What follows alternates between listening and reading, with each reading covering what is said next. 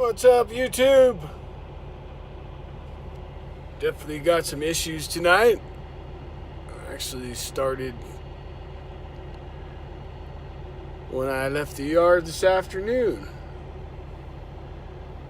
And it finally derated on me. So I filled up DEF this afternoon.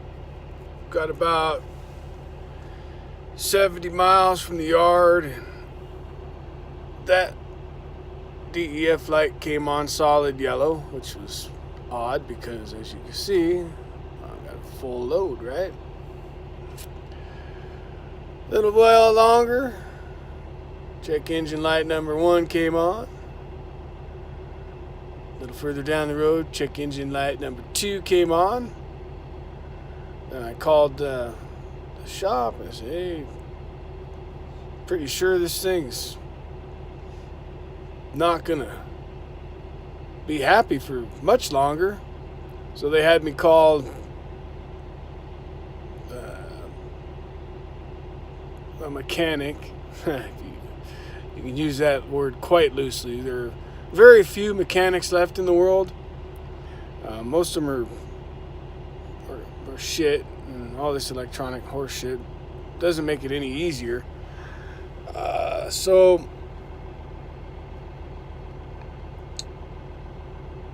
I burned probably an hour and a half there while they didn't do anything, you know. Hooked up his scan tool and says, oh, there's no codes. I'm like, huh. Alright. Well, good. I guess we'll drive it till it quits. Well, it made it pretty far. I've been derated for the past 70 miles, which, Christ, these trucks are dogs to begin with, and then you derate a dog and horrible. So tomorrow should be interesting. I don't know what it's going to bring, but I suspect by the time I get to my next stop, we'll be fully derated, and I'll probably end up on a hook. So I just hope it breaks before I have to get onto the reservation where there's no shoulders. I just hope it breaks early in the day. I mean, it's gonna break. There's no question about it. It's going to fucking break. I just hope it does it early. Fuck the EPA. They've ruined these trucks, you know. Caterpillar was probably the smart one getting out of it. Just said, you know what, fuck this horse shit. I don't want any part of it. Honestly, I gotta be honest. This truck's been pretty reliable up till now. Yeah, 447,000 miles on it. And that is about the time that these ISX motors start having problems.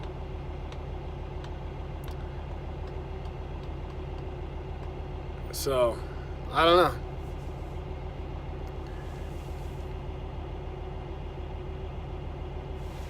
But let her, no need to let it idle. No need for it to idle. What's up, everybody? All one of you that are in here.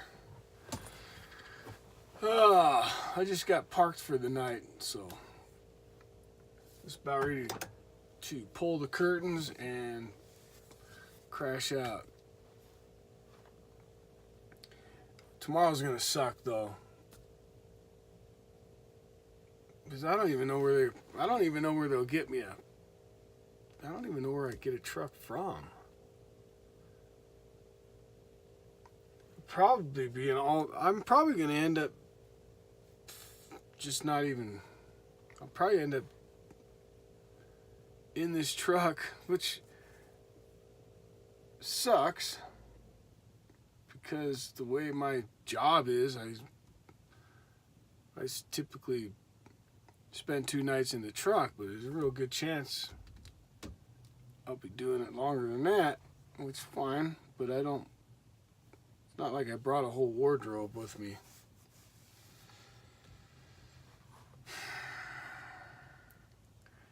The old trucks didn't have these problems.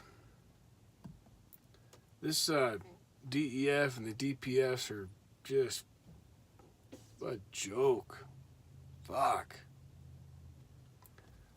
And it's going to be one thing after another.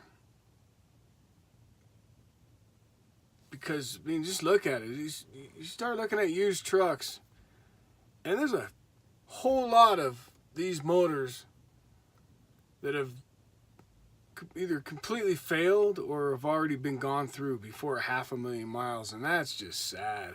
And that's all because they're recirculating, you know, the diesel exhaust back into the engine and back into the oil, and it cokes up the cams, you know, it fucking tears up the bearings, and these particulate filters are bullshit. You know, they're so damn expensive, and they don't last. This one was replaced 100,000 miles ago. Like I said, this truck's under 500,000 miles. And it's already had a new filter. A common guy can't go out and buy one of these trucks and afford to run it and make any money because it's fucking insane. You know, at least back in the day, you at least get 750,000 miles out of a truck if you didn't take care of it. You'd get over 1 million if you did. And then you would in-frame it, and it wouldn't cost you $50,000, whatever. I think it's about $30,000 to in-frame one of these fucking Cummins. You know, you put a platinum kit in a cat, and the fucker would run another 1 million miles. These things are garbage. They're fucking throwaway trucks, and it's sad. Everything's throwaway, and everything's expensive. Everything's ridiculously expensive, and they're junk. They're absolute fucking junk. This truck's been a piece of shit since day one. I've driven this truck since day one. It had no miles on it. It's got 445,000 miles on it, and it's been a piece of shit since day one. This is the worst fucking shit box I've driven in my 24 fucking years. And I've driven some shitty trucks. Even the shittiest old trucks are cool, but this thing's just a piece of shit. Well, then again,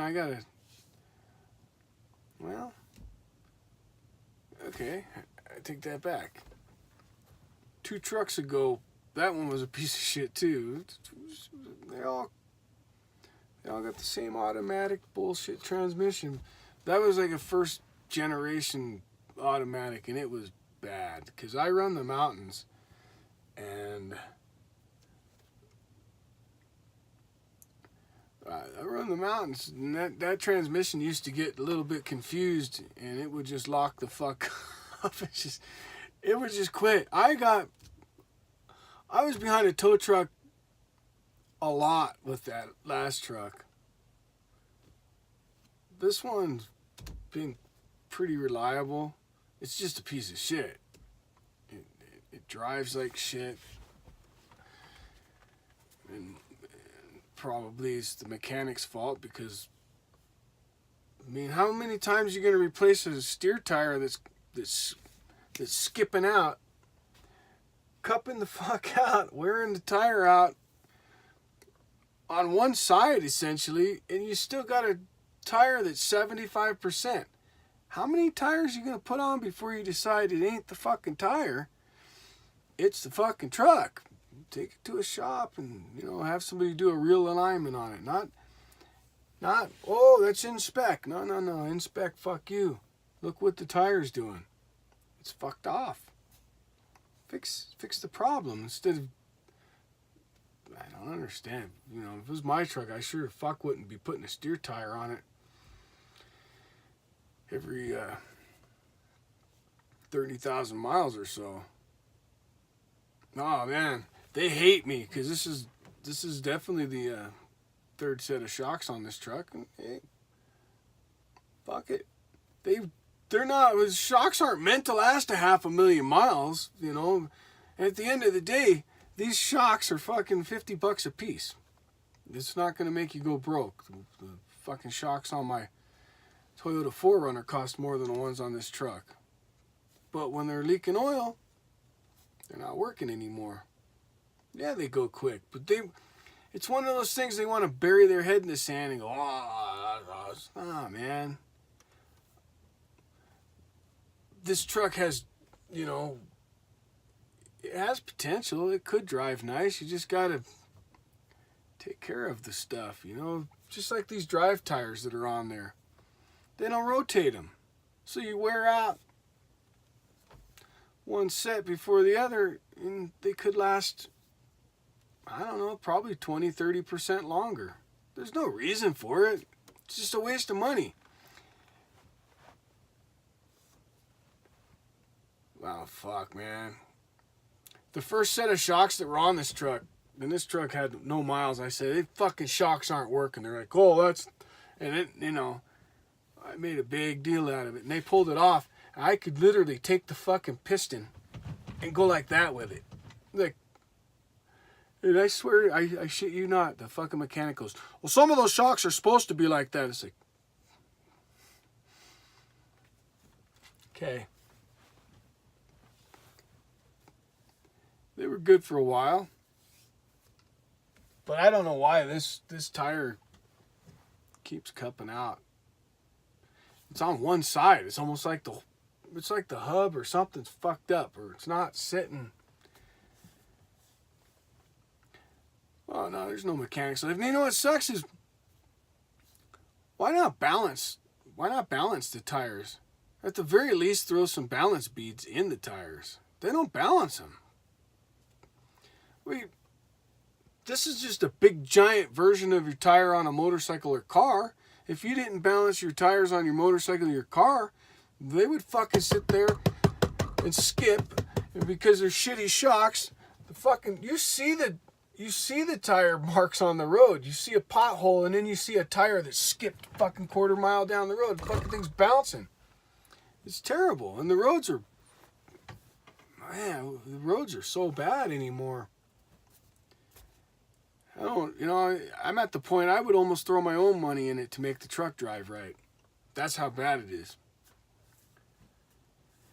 I don't know, but I think I'm going to be stuck here tomorrow. I might make one more stop, but I imagine eventually this thing's going to completely derate and I'm going to be stuck on the side of the road. So it's going to be one of those things. Hopefully it breaks down in a decent spot, somewhere where I can have something to do. It'd be nice if it broke down right now, because we're in downtown Durango, Colorado, and the bars are right there. And I should go have a beer. I might go have a beer. The problem is, yeah, man, maybe I might go down there.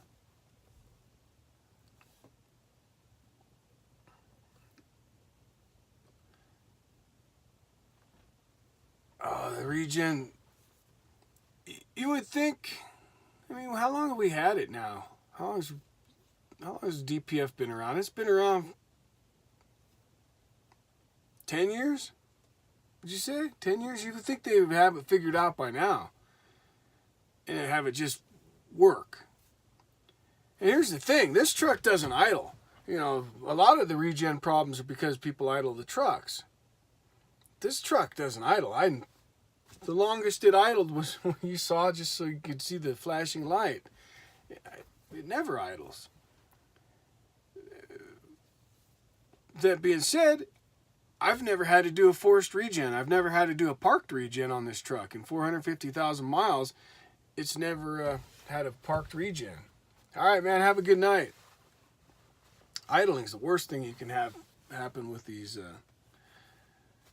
EPA abortions. But anyways, I'm gonna freaking take a walk. Might wander into a bar.